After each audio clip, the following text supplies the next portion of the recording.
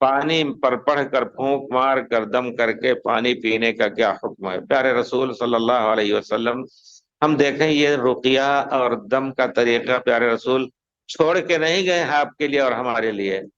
آپ کبھی بھی پانی پہ پھونک کر کے کسی کو نہیں دیتے تھے، صحابہ کرام میں سے پانی کو پھونک کر کے کسی کو پینے کو نہیں دیتے تھے۔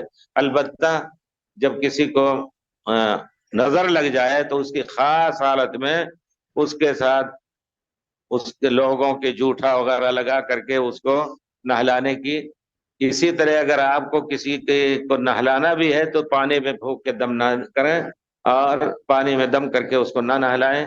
یہ چیزیں پیارے رسول صلی اللہ علیہ وسلم کے زمانے میں نہیں تھی، اس وجہ سے ہمیں بالکل نہیں کرنا چاہیے۔ پانی میں پھونکنا خود پیارے رسول نے منع فرمایا، اور اس کو پینا یہ بھی غلط ہو جاتا ہے، کوئی بھی پانی ہو۔ اس وجہ سے پانی میں دم کرنا جائز نہیں۔ دم کرنا ہے تو ڈائریکٹ جس کو پھونکنا اپنے اوپر یا اور کچھ پڑھ کر کے، اور ایسا پھونکے کہ تھوک کا کچھ حصہ اس کے اوپر پڑے، تو شیطان کو یا جن کو یا آنکھ جو جس کو لگی ہوئی ہے آنکھ، وہ بھی شیطان اور جن ہی کی طرف سے ہوتی ہے، مدد ہوتی ہے، تو وہ انشاءاللہ اس پر بجلی کی طرح اثر کرے گا اگر اخلاص کے ساتھ پڑھا جائے۔